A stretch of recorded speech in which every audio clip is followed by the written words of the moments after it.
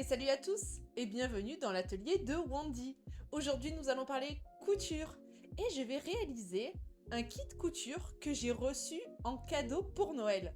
Il s'agit du sac banane XXL léopard de chez Craftine. Alors c'est une box accessible aux débutants. Alors je vais vous montrer toutes les étapes pour le réaliser. Et si vous débutez en couture ou cherchez un projet sympa et tendance, alors cette vidéo est faite pour vous. On retrouve tout le nécessaire pour réaliser le sac, le tissu extérieur léopard, la doublure, la fermeture éclair, les sangles et les boucles. Il y a également le patron avec le code d'accès au guide de montage en ligne. Mais attention, le fil n'est pas fourni, mais vraiment je pense qu'il vaut mieux viser sur du fil polyester très solide, car le mien a souvent cassé vu la superposition de tissus à la fin du projet, et personnellement j'ai pris du fil noir. Le montage inclut plusieurs étapes comme la réalisation des poches, la pose d'une fermeture éclair et l'assemblage final. C'est parti, je vais vous montrer tout ça. La première étape consiste à préparer les tissus.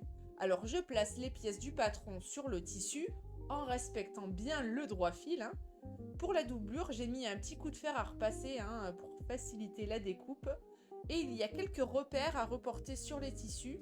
Et pour les repères centraux, je fais alors des petits trous au préalable avec mon découvite pour pouvoir laisser une marque plus facilement par la suite. Une fois les pièces positionnées, je les épingle et je découpe directement autour du patron car les marges de couture sont déjà incluses et ça c'est un gros point fort. Je fais aussi des crans aux endroits clés pour marquer les repères du bord.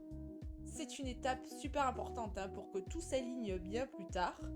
Et mon astuce, c'est d'utiliser du scotch tapissier pour y écrire dessus le nom de la pièce. Je commence par la grande poche. Alors je plie la propreté de la grande poche en deux. Je marque le pli au fer, puis je l'épingle à la grande poche, endroit contre endroit. Ensuite, je couds à 1 cm du bord et je surpique pour maintenir les marges de couture en place. Pour la petite poche, je fais un ourlet simple en haut en repliant le tissu 2 fois sur lui-même vers l'envers et on surpique près du bord. Ensuite, je préforme les côtés au fer et je l'épingle sur la grande poche. Une fois bien positionné, je surpique tout autour à 2 mm du bord.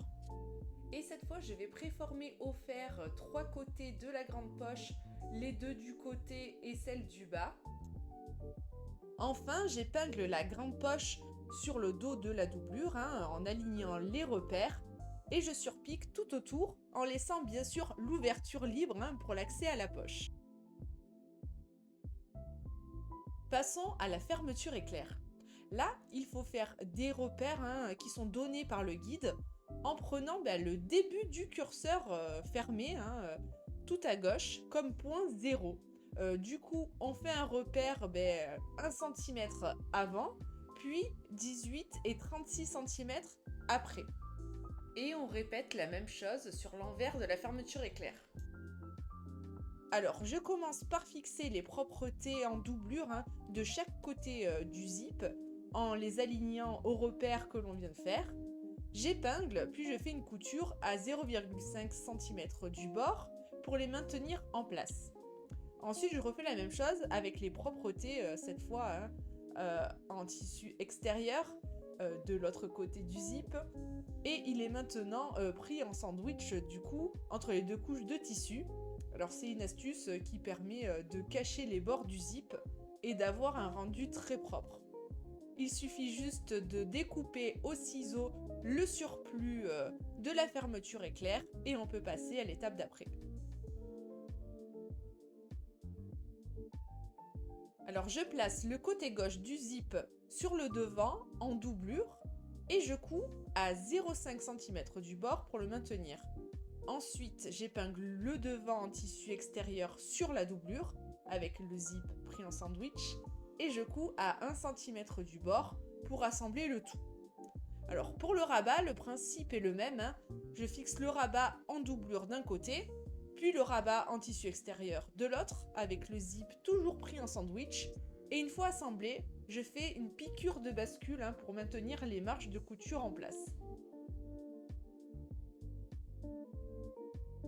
Il est temps de passer à la sangle. Alors je coupe la sangle en deux morceaux, hein, un court de 6 cm pour la boucle et un long pour l'ajustement. Je plie la sangle courte autour de la boucle, je fais une petite couture pour la maintenir et ensuite je fixe chaque sangle sur les côtés du sac, hein, en les maintenant par une couture à 0,5 cm du bord. Ça permettra de les intégrer proprement dans le montage final. Et nous arrivons à l'étape finale. Et à ce moment-là, il faut bien penser à ouvrir sa fermeture éclair, car sinon, pour la retourner plus tard, ça sera très compliqué. Donc, je place le dos extérieur sur l'avant du sac, endroit contre endroit, avec les sangles prises en sandwich, hein, entre les deux couches, et on coud tout autour à 1 cm du bord. Je fais pareil pour la doublure, mais là je laisse une ouverture de 7-10 cm en bas, hein, qui permettra de retourner tout ça. Alors pour les ouvertures, on n'hésite pas à faire des points d'arrêt, hein, parce que elle va être sollicitée cette ouverture, donc autant la sécuriser.